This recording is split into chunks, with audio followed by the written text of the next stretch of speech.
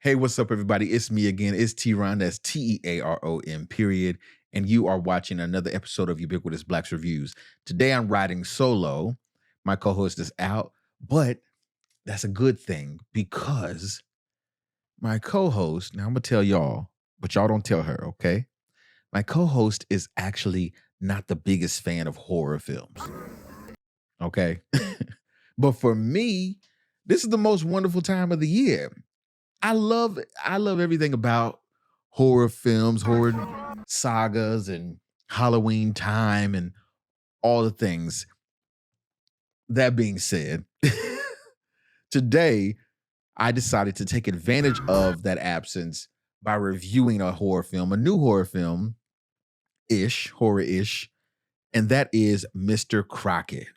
Now, for some, Mr. Crocket is a new thing, but for others, you may be familiar with the idea of Mr. Crocket from Hulu's. So Mr. Crocket may be new to some, but for others, you may be familiar with Mr. Crocket because Mr. Crocket was originally a short film that was a part of Hulu's bite-sized Halloween series. I want to say it was like season 3. And in that short film, we're introduced to the character, the idea of Mr. Crocket, this demonic supernatural being that goes after children. That's actually, I can do better than that. Here's how I would describe Mr. Crocket. Mr. Crocket would be like if you took Mr. Rogers' Neighborhood, Stephen King's It, all of like 90s public access TV kid shows. And let's see, if you took The Ring and if you did WWE's Firefly Funhouse, if you know, you know. You put all of that in a pot, let it boil over, you get Mr. Crocket, okay? I think that's a pretty good description or a pretty good combination for what we're getting into.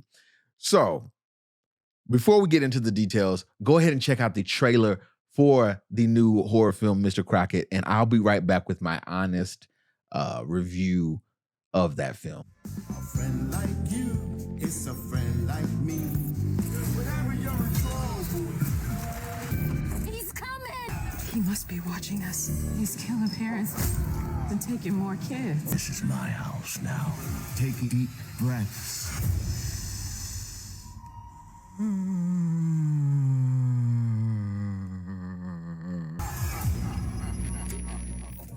I always try my best to point out both good and bad things from anything that we review on this platform.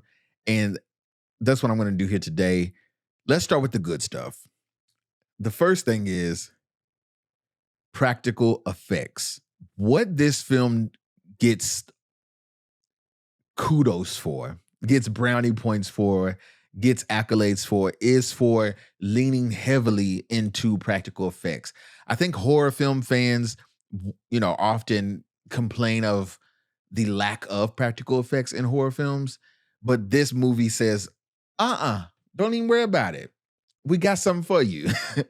Now, fortunately for this film, it takes place in this setting that allows for the practical effects to make sense. So even in the moments where we see demonic puppets and brain spilling over and things like this, it's not out of place, okay? So I do want to acknowledge the time, effort, and energy of the practical effects team on this film, because that is a treat, a real treat, if that's something that you are into, okay?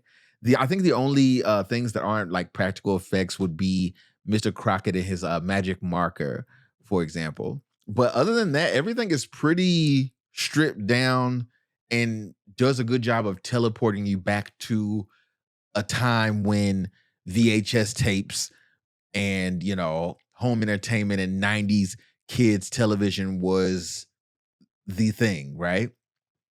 So that's the good stuff, okay? Now, I'll add more good stuff at the end, but let's make a sandwich here, okay? I'm going to put the bad stuff here in the middle.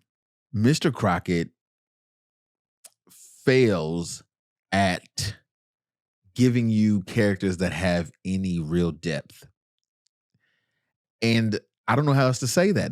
A lot of the characters are one note. You have Jerrika Hinton, who plays Summer. She's a mother of young Ayden Gavin, who plays Major. And they are basically our lead, focal point for majority of the film, the mother and daughter team there. And then you also have characters like Rhonda, played by Kristolyn Lloyd. And you also have Eddie, played by Alex, let me get this right, Alex Akpobome. And of course, you have Mr. Crocket, who is portrayed in the film by Elvis Nolasco. In the short film, there was a different actor portraying Mr. Crocket, but in this film, it's Elvis Nolasco, who, by the way, is the perfect casting for this role, if there is one. So those are our players in this film, our main players. Let's get into the story and why it falls flat and why it's one-dimensional. Summer is a recent widow.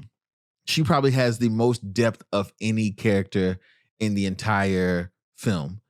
But even then, there are moments where when she's going on a mission to get her son back from Mr. Crocket, where she just kind of glides over any details. She just is on a mission and that's that, right? And then Rhonda, who I mentioned before, is also the same as Summer, being that they are both now single mothers whose children have been abducted by Mr. Crocket. And they sort of come out unscathed in the process. But fast forward, after Rhonda's incident happens at the beginning of the film, fast forward, she's now homeless and, she's going around town crazy. So there's like these horror movie tropes that come into play that are pretty flat, honestly. And we've seen them a million times. And I guess that's fine because it works and it's campy for the genre. Then we have Eddie, okay? Eddie is he's a trope as well, the character. He comes in and he's mysterious. You know something's off about him, that character. Yet he agrees to go along and help Summer find her son. That's it. I don't even know how to make that sound more interesting. I don't. I really don't. When things do get interesting is when Mr. Crocket is on camera. Any scene that this character appears in, you do find yourself getting locked into it. And that's not always a great thing, but it works for the character. The character's able to get away with being kooky, being creepy, not making sense sometimes. That's great for that character. Everyone else beyond Mr. Crocket is kind of just there. And then there is the question of Mr. Crocket himself. As I'm watching this movie, I'm constantly in the back of my mind waiting for them to explain Mr. Crocket or detail Mr. Crocket and how is this demon able to find children and climb out of TVs and murder parents and how is this thing able to exist? I was expecting us to get some sort of explanation or reasoning beyond, and we kind of do. So later in the film, Mr. Crocket, with his children that he's taken in and taken possession of, he details his story, why he is who he is, and the deal he made with the devil so that he could then have his own world that he could go and collect children's souls. I don't know. This is the best I could explain it.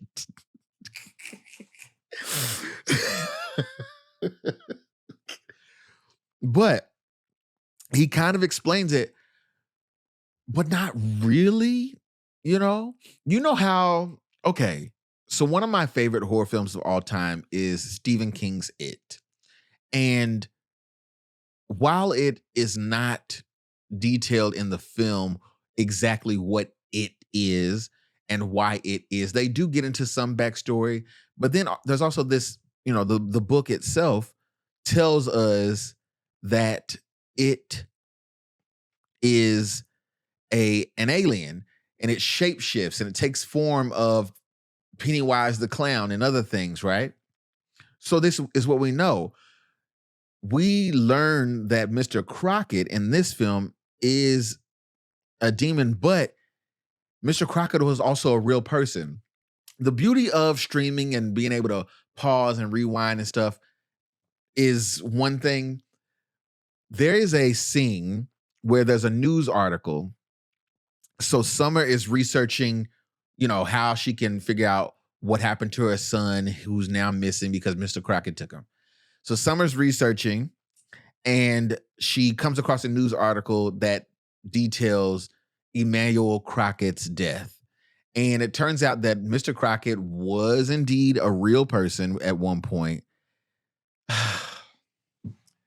Y'all, I'm trying to make sense out of this. I'm trying to make this more interesting than what it is, and it's really hard to do.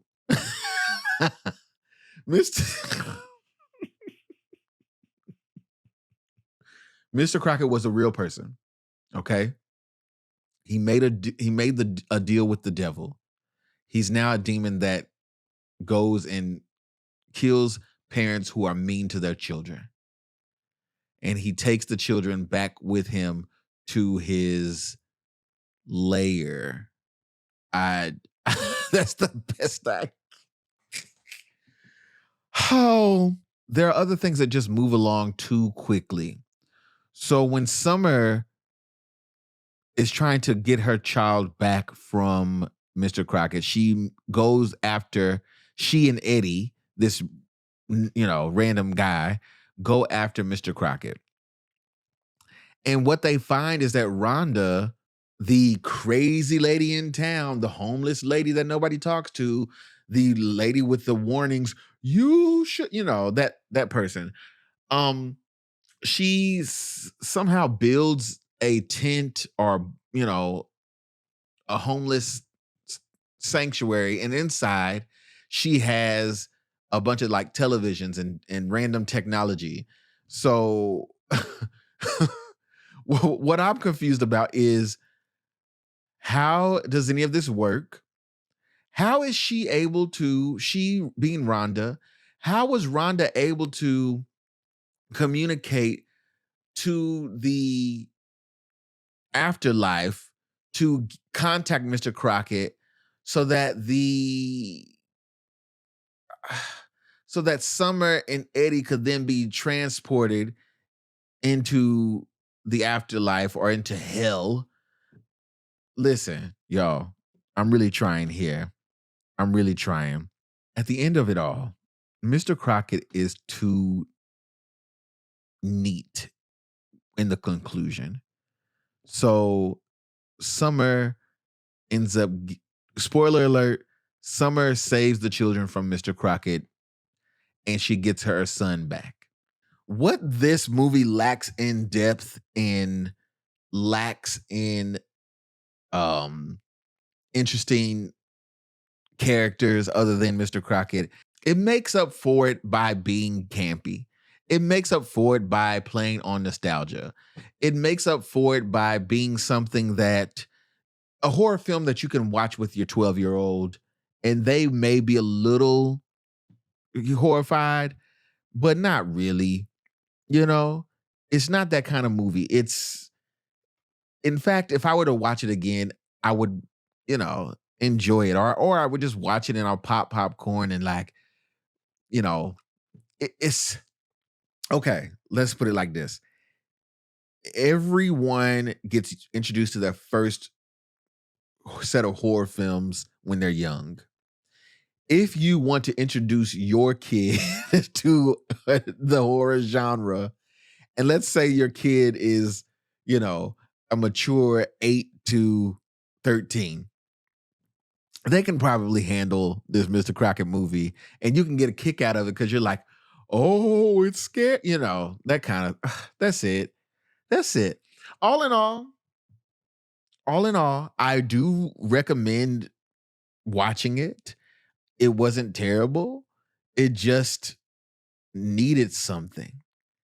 It needed more. I need to know why Mr. Crocket is and what Mr. Crocket is and how was Rhonda, who is not our main character, even though she's the one who figured out the technology to contact. I just need to know how and why. I am going to have to rate this film a Jennifer Lewis. That's what it is. It's right in the middle. I didn't hate it. I just wanted it to be better and have more depth than it did. It seemed to be speaking to a millennial audience. And I just wish it just, did that completely. Because I'm just, come on, y'all. We could have done better than this. But the practical effects are amazing. The actor who plays Mr. Crocket, amazing. The visual aspect of the film, very nostalgic, very, in the pocket of campy horror. I would watch it again now that I know what my expectations should be. I feel like this movie would have done better as a standalone episode of a horror series, almost like it was for Bite Size Halloween. The only difference with Bite Size Halloween is that it's a short film. I think the original short film is like 5 minutes long, something like that. But I think that if this was just like a 30-minute insert into an anthology of something, then it would be fine. But 90 minutes of my time and energy was not worth it unless I'm trying to scare some kids. Then I'll say, hey, everybody, you want to watch a movie? And this is that. That's all I got. Okay. That's all I got from Mr. Crocket. If you've been watching this long, go ahead and hit that like button, hit the subscribe button, hit the notification bell so you can be notified of all things Ubiquitous Blacks and what we are doing here on this platform. There are many ways for you to be able to support this platform and donate to the channel. You can listen to this as an audio podcast as well. And if you are listening to this as an audio podcast, go ahead and leave us a 5-star rating and a review.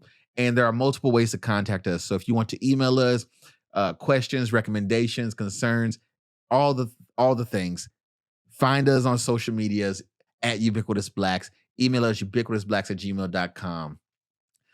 We're always interacting with everyone. Yeah. And until next time, happy Halloween, everybody. Peace out.